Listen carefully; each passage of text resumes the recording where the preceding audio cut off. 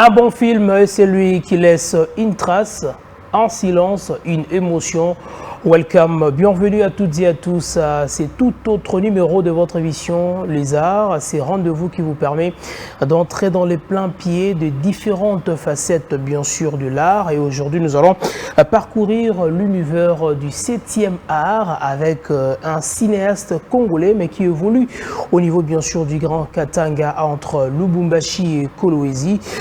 C'est avec lui justement que nous allons parler de son nouveau film dénommé Pas des trahisons dans notre pays. L'artiste s'appelle Bonnie Max. Il est accompagné avec Patrick Kungolo. C'est avec eux que nous allons nous entretenir tout au long de cette belle production. Mais avant toutefois de leur donner la parole, on va vous proposer justement notre rubrique dénommée Portrait d'artiste pour vous faire découvrir davantage la personne ou les personnes avec lesquelles nous allons bien sûr développer tout au long de cette belle production.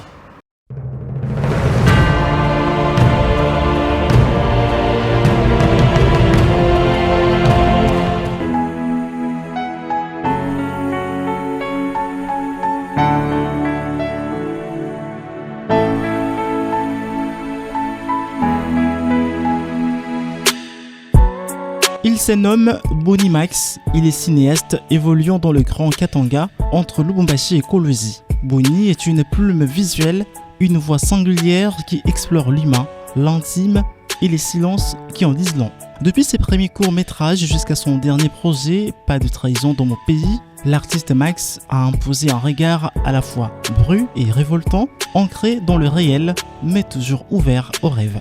Passionné du 7e art depuis l'enfance, Bonnie a débuté professionnellement sa carrière en 2013. Il a 8 trophées et jusque-là à son actif et plusieurs brevets de mérite. Il forge un style unique, mêlant narration, sensible, mise en scène épurée et émotion à fleur de peau. Chaque plan chez lui est pensé comme un battement de cœur, chaque silence comme un cri. Bonnie Max fait partie de la nouvelle génération qui bouscule les codes sans jamais trahir l'essence du cinéma. Raconter des histoires inspirantes et émotionnelles, surtout interpellantes.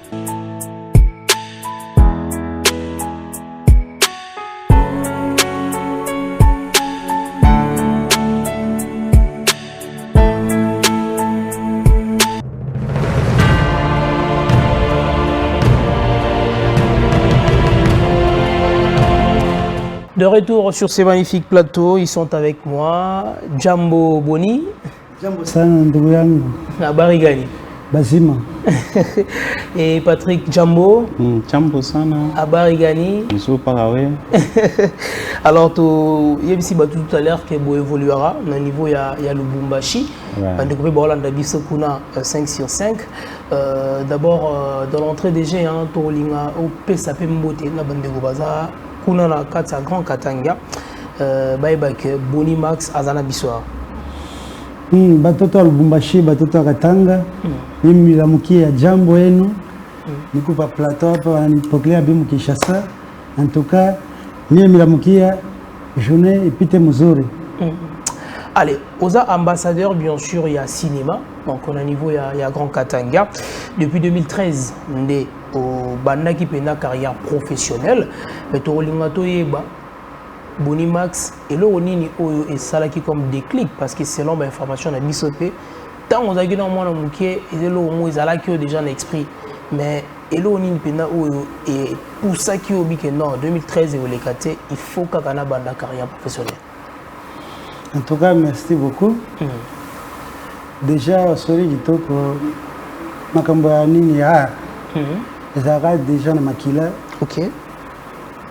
Nalinga kotala baninga nini a film d'action Rambo Van Damme nini mais ikomi na 2013 na koti déjà mbala moko boulot ya cinématographie. OK. Donc ça qui te le premier temps hein et c'est 2013 2013 c'est ikoki c'est il faut na kota mbala moko il faut kota mbala moko maintenant toujours sur la lisolo il y a film maintenant il y a Suka déjà l'actif na yo na 25 films déjà réalisés oyo ya siko ezali dénommé Pas de trahison dans notre pays. Idée d'abord ya créer film on a pas de trahison dans notre pays et utaki wapi eutaki na mutu mpona bitumba ezoleka na est awa na Congo na este topesaka bamessage bamessage mosusu ya bandako mosusu ya société mosusu ya boye mais totie message mpona kosensibilize bato mpona mboka na biso bitumba ezoleka kote ya este nde totie déjà sujet totourne film. Alors kopona maintenant thème wana il n'y a pas de trahison dans notre pays et Utaïwapi. Parce que tu vous rappelez, parmi le président Mbouanabiso, le président Kabila, le père, dans Laurent Désiré Kabila, alors n'est jamais trahi les Congo. Alors, idée Outaki et pas naïe, to s'inspire Araki autrement. Nayokaki nini. Nini n'est jamais trahi mon pays na qui déjà na Laurent Désiré Kabila et déjà na titre wana kaka. Alors l'isolo ou Betami Nakati n'est jamais trahir pas de trahison dans mon pays. Au repartir yango na trois parties na trois séquences donc loba. Alors on peut un peu expliquer Bicho séquence à liboso zo lobelani ni partie à liboso. Moi, na lingala est très difficile.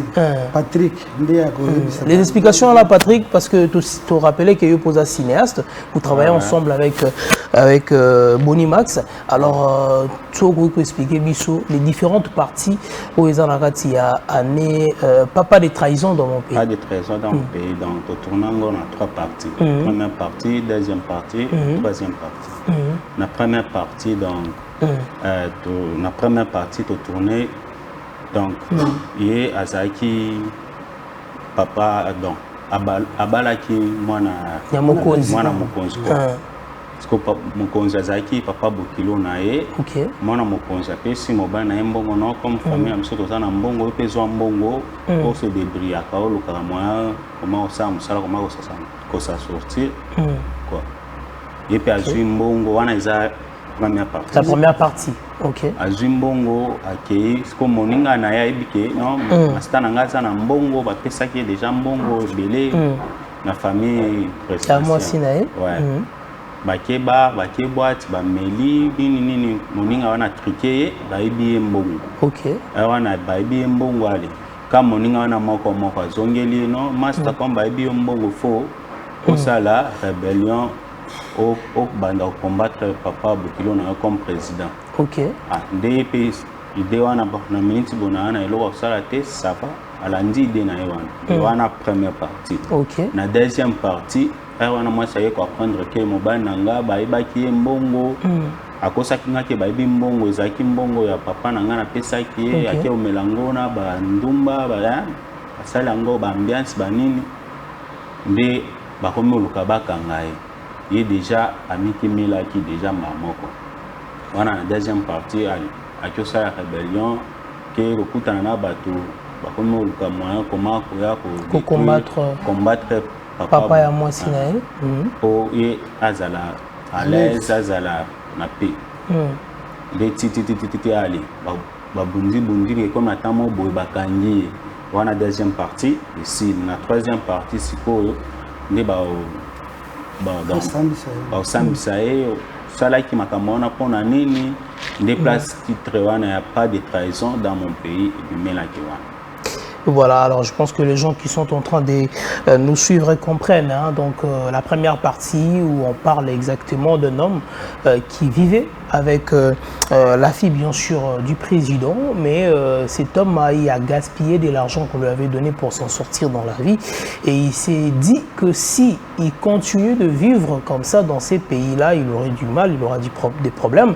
Alors il s'est décidé d'aller à la deuxième partie pour justement entrer en rébellion, afin de combattre justement le président dans le souci de se venger aussi pour ceux gens qui l'ont justement volé de l'argent, et ça n'a pas pu tenir. Et à la dernière partie, la chute, donc c'était un procès. Donc, où l'homme était donc face à la justice pour répondre à tous ces actes, et de suite il avait intégré donc l'armée, pour combattre maintenant contre les ennemis du pays, dans le souci de garantir notre territoire national. C'est une histoire inspirante en tout cas à travers ces films dénommés Pas de trahison dans notre pays. Alors on va permettre aux gens quand même de suivre ce que vous savez faire par rapport à cette petite histoire, donc une histoire on peut dire imaginative, hein, ce que vous avez imaginé pour écrire ce synopsis. Alors on va suivre en image et on se retrouve tout à l'heure.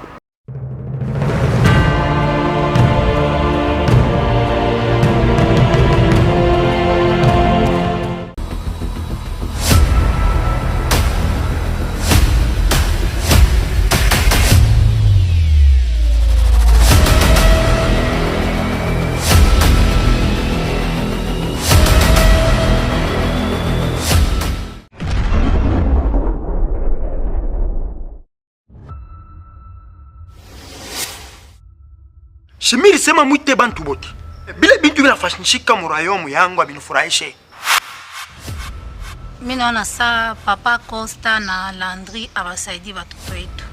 Mimi hivi mimi naonaka. Mifano ya Jonas ni mifano yako wewe. Ni bonje bako naleta confusion watoto wetu. Ila mita leo ni juu tuone gisi ya kuchakula wa ule mwatekala pakiti. Hapa tunasimama mama betu wa mama shumuna shikia. Hivi tunasema ifonjo reshimia. Ona hilo ayo menye mulisha beba kwa mabeka inakuwa sahihi. Hilo ayo kama inakufaita kufanya kwa kichwa chako wewe. Jonas taweza kudirige royaume. Eko impoli, eko brutal. Kwa njia ma tunaenda tutenda shibo tena usini. Mestre Sejwa bukumafu bala swa dizamba sali.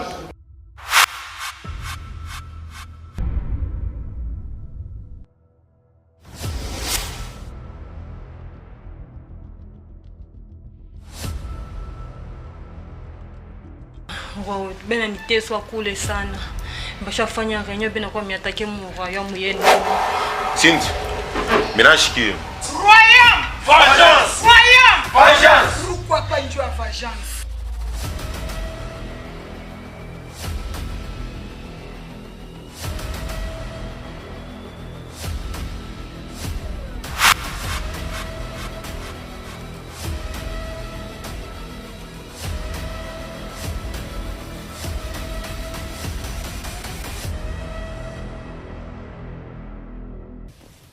Est-ce que toi, tu es bien? Bien. Na minute oyo twana pasi ya makasi elema na biso elombe na biso mokonzi na biso na minute oyo aza bloqué na ngambu kuna. Est-ce que bon sepeli? Est-ce que bon sepeli? Na minute oyo toza na droit ya kokende ko libérer commandant na biso po makambo bazosala ye kuna nanga na bino. Est-ce que toyebi yango? Respect mokonzi. Okozwa gifle sozosala na ngai. Limbisanga mokonzi. Commandant na minute oyo aza na kati kuna makambo bazosala ye nga na bino toyebi te. Tozala union, la union fait la force pour nous ko libérer mokonzi na biso kote kuna bakangi. Nazo benga commandant na biso Daniel soka ko pesa biso autorisation soki ye moko mutu akozala sur place pour résoudre makambo o ezoleka entre biso na ba okuna na yebite. Allez lokote yango. Et puis l'homme na mono na mande voter. Soda kata na mande fu 1 cm. Oyo kinga? Bon mokonzi. Nazo benga commandant.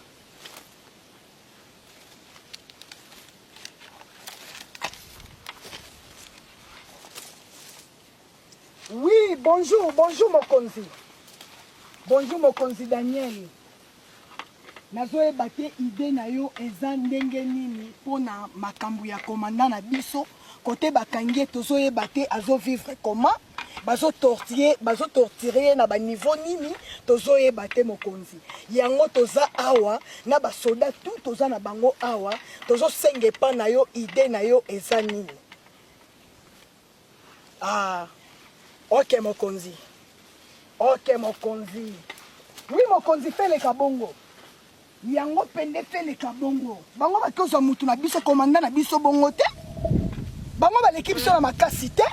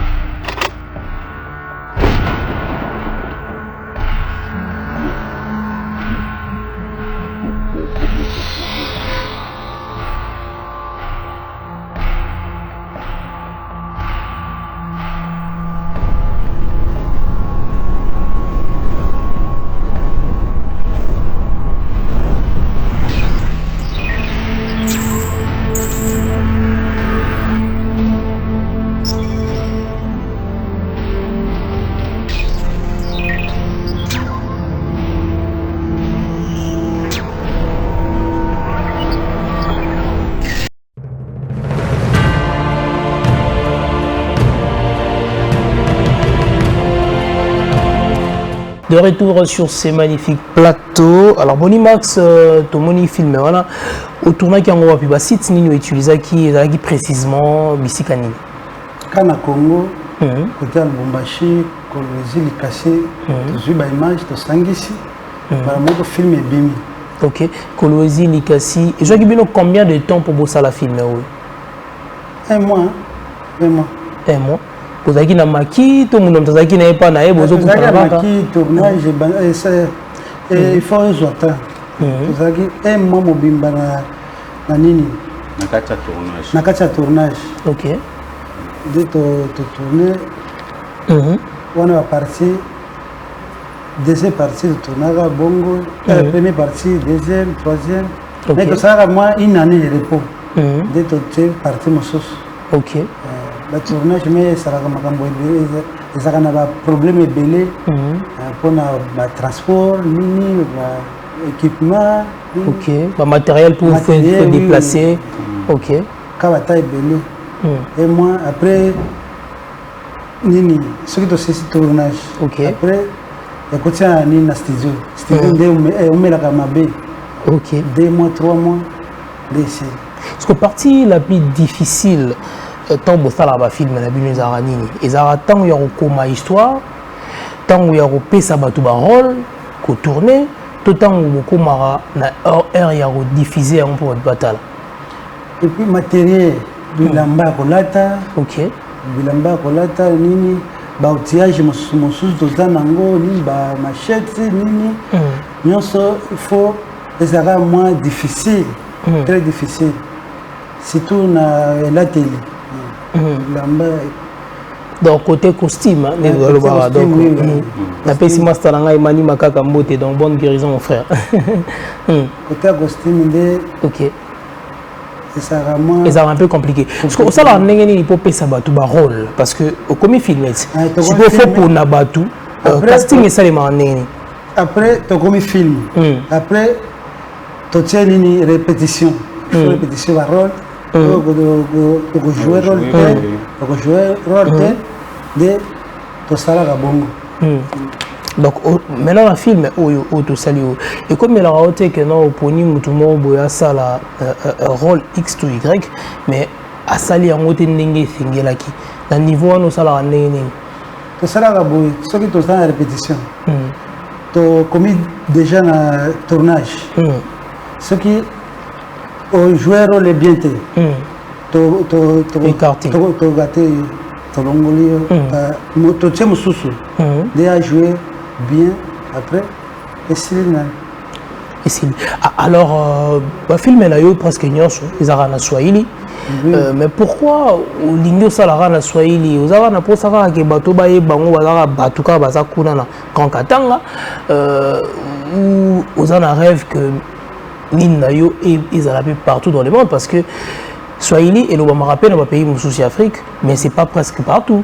Alors, français, lingala, topé, anglais, est-ce que vous pensez à côté, Patrick, vous pensez à côté? Yango, il y a dans le prochain film, il y a un gala sorti en français. Ok. Non, on ne paye pas de trahison. Première partie, Swahili, lingala. Deuxième, Swahili, lingala. Oyo Asuka n'a jamais trahi mon pays. Des lingala, ils ont belé. Ok. Parce que la plupart des films, vous avez un film de mon côté, vous avez un film belé, 25 films. Alors dans 25 ans, mingi, ils ont un Swahili pour la ligne. Alors déjà, tant que nous sur l'anayo, il y a des difficultés mingi par rapport à Moussa Nabino. 25 films déjà actifs, vous avez déjà 8 trophées. Tout le monde solo d'abord, il y a dernier trophée pour l'accent peu bateau. Donc, Ndeko m'a dit pour la bande Moussouba Kansara que les cinéastes, il faut pas utara na kin, mais bango pe na Kolwezi, na Grand Katanga, bah tout ça Moussa Malam donc 8 trophées à son actif. Tout ça appelle na Kolwezi voilà pour la Moussou Césali dans les jours à venir. Alors tant que mon a que aux autres joueurs trophée boué, ils ont le Bélaonini en tant qu'un artiste, aux Sala Moussala, mais retour il y a Batou Moussou dans les cadres que soutien, ils ont la mingité, mais bah trophée ils ont récompensé quand même. Tout ça quand même mawa, tous ont trophée, bongo ils ont côté bien té, bon ami ba manager bazate, ok, sponsor bazate. Tous ont trophée, mais bah faire que ils ont simbaté. On a dépassé tout ça là, tournage à ça. Tout cinq, tout est Kinshasa. On va profiter de cette occasion, justement, camarade Noyangouana, mais un peu pour passer le message et que ma film mes ali, on a même premier film nayo. Conséquence de la vie. Nathalie en histoire non, c'est très fort. Mais si le logo est le 25e film, vous avez pour ça, il faut eyebana. Mais le film est belé, ils ont eyebana pour nani parce que les moyens sont limités. Donc il faut passer message pour la bateau pour soutenir la caméra dans yango. Tout ça, le film est belé, mais tout ça société. Tout le soutien va soutenir Bisso. Tout ça, moi, promotion, na Kinshasa, et ça, moi, bien. Tout les honorables, mingi wazali. Il faut que mon abisso, la cinéaste, tout ça, ma caméra bien, il faut soutien. En tout cas, d'être 5. Alors, numéro de téléphone pour la bateau numéro de téléphone WhatsApp 097 44 14 005. Ok. 097 44 14 005. Na Orange Pay, vas-y. 084 2 11 11 11 11. C'est que Nasuka 0. Ok. Comment bandela o ya numéro ya mi balé wana? Orange. Bandela numéro mi balé. Non a 084. Ok. 211 11 10 en bref. Alors, ambassadeur du cinéma, on a appelé ça. Quand ministre à Nini, il y a Kirti, Nabiso, Nabumbashi. Ok. Donc, ministre de la Culture, Art et Patrimoine, on a appelé ça que le cinéma. Alors, cinéma, au Bossala na Lubumbashi, différence Nini, yo au moniteur au Kinshasa, nanenge bino Bossalela, nanenge Kinshasa, bat Barosaela. Ni na katanga tozosala ba film ya kitoko koleka awa na Kinshasa. C'est sûr. Kinshasa mingi bazala ba théâtre. OK. Lokola ba comédie. basaisai baesobe banini basalaka mingi bacomédie mais na Katanga wana Lubumbashi basala bafilme kwa cinéma lokola bafilme nigérien filme tanzanie nde bafilme tozosala différent ezali eza minene awa na Kinshasa na Tali bateatre nde eza ebele. Alors Patrick, souci na bino ozala nini dans les jours à venir parce que œuvre ezali musala ezosalema makasi alors bozolinga mpe soutien ezala soki lelo bapesi bino basoutien mo bosani bino mo bomona donc bosepela tawana minya oloba te tosengaka basoutien wana bosoutenir biso na mosala toza nango oyo retourner bafilme nini en plus de cela toluka so moto arevaka un jour ye mpe azala na mwa histoire na ye batournele yango filme biso toza wana bokobenga tokutani tosololi opesi histoire na yo tojoue yango. Donc histoire vraie ya bato qui peut komisa mingi nde tozwa kaka bafilme wana soki opesi histoire na yo totie na filme nde mabanga na biso lokola musicien basala Très bien. Allez, te rappeler Bino que Toza Nabandeko, justement, ils nous viennent de Lubumbashi, bien sûr, au Katanga. Donc, ils évoluent également à Lualaba, Kolwezi. Ils étaient venus ici, justement, pour nous parler de ces films dénommés Pas des trahisons dans mon pays. Question pour dire que nous devons être unis. Donc, évitons justement de trahir le pays, évitons de vouloir justement gagner de l'argent pour nous réunir comme ça. Donc, film à Gito que tu recommandes. Alors, tu peux voir un film où ça n'est pas contacter yo nangai. Na ba réseau les athées ou à télécharger. Ba réseau les amants muké. Ce qui a commis Boni Max Move. Déjà na YouTube les amis. Même à TikTok. Bon, j'ai intégralité là. Bon, j'ai intégralité dans mon alliance. Mais il y a muké des na YouTube. Extrait. Et il y a mususu. On retrouve on a Boni Max Move. Ok. Alors tu comme on a souka Patrick message nini souka qui copé ça pour na lelo bandeko batali biso pe na Lubumbashi message également en Swahili pour la bango vous avez un grand plaisir. Non après sinon na message linga OK. Mwana kabula bantu bote mbote ya Lubumbashi toko Kinshasa tunakombana vile mwanaume anapasha kukombana tunakombana pole njoo toko na Boni Max sans panique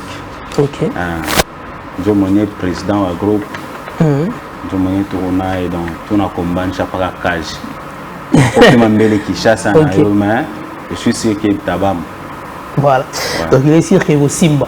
C'est ça, donc vous êtes sûr que ça ira. Ah, vraiment. Allez, Boni Max, il y avait quelques gens à saluer au bateau soutenir Boni Max Movie. En tout cas, merci beaucoup. Merci beaucoup. Tout ça déjà en digital. Nous avons Mayambo, belle te soutenir pour côté à province ya Lubumbashi, au Katanga. Mina mulamukia son excellence AG Matembo Toto. Baba wa Katanga. Mina mulamukia chef munene. Après mina mulamukia colonel Kayumba. Colonel Kayumba, mina mulamukia Fashiko. Nalamkia mama Simene, nakulamkia mama Nenenkulu, mama ya mwa. Nalamkia mwana Bute, nakulamkia artiste préféré. Nalamkia honorable Kayumba, honorable Kitogo. En tout cas, merci beaucoup. Nalamkia bibi yangu Tabita Fashion. Tabita Fashion, bientôt nous serons là à Kolwezi, donc tout le monde a mère, ça c'est un grand plaisir. Patrick, moi tu peux appeler ça Mote Bazali rapidement. Ouais, Batu Bazali. napesi famille biologique famille Congolombote partout nyonso bazali na Lubumbashi na Afrique du Sud na Tanzanie na Zambie bambote na bango napesi bango mbote awa pe napesi Mara Palais Marina Mimbole Bote Lusako belle-sœur Nassi Mimbole. Bonjour. Voilà, c'était un grand plaisir pour nous de recevoir bien sûr Bonny Max Movie avec son géniteur bien sûr. Bonny Max, cet artiste cinéaste accompagné de Patrick Kongolo qui est également l'un des membres dans ces groupes de Bonny Max Movie. Ils nous viennent bien sûr du Haut-Katanga à Lubumbashi, mais également évoluent aussi au niveau de l'Olaba à Kolwezi. Alors ils étaient venus pour nous parler de leur dernier film parmi tant d'autres dénommé Pas de trahison dans mon pays par rapport à la situation qui se passe à l'est de la République démocratique du Congo. Nous vous recommandons ces films. En tout cas, allez-y sur YouTube, Bonny Max Movie. Vous allez retrouver ces films, surtout qui nous interpellent, nous qui sommes congolais. Alors, nous allons pas se dire au revoir comme ça, sans pour autant prendre notre rubrique dénommée Mot du jour. Alors, comme nous sommes dans les 7e art, nous allons découvrir ensemble ce qui signifie synopsis d'un film. Un synopsis, c'est quoi pour un film? On découvre ensemble et on se retrouve dans un court instant.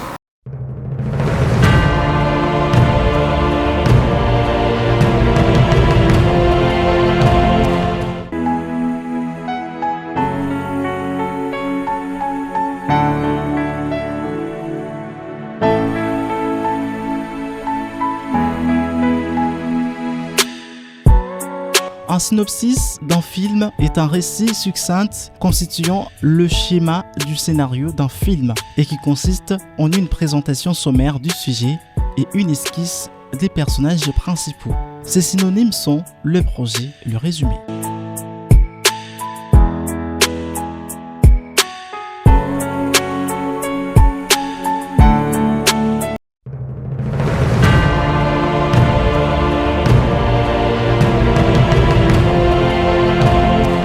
Allez, ça n'est fini pour aujourd'hui. Un grand merci à toutes ces personnes qui nous ont suivis, les intrépides de Lézard. Merci à Madame Nicole Akuta depuis la Belgique, la force tranquille. Et également à Eric Molifoué, mon frère, le cœur des Sarah Fétilis. Félicitations au couple pour le bébé Erissa, mais également à ces couples qui ne cessent de nous soutenir, le couple Azobi, Papa Rifin et Maman Gina. Merci pour votre soutien indéfectible et sans oublier ma diva royale Stéphia, la femme aux allures des anges. On se retrouve très prochainement avec le même plaisir. D'ici là, portez-vous bien. On se dit quoi? À très vite. Bye bye.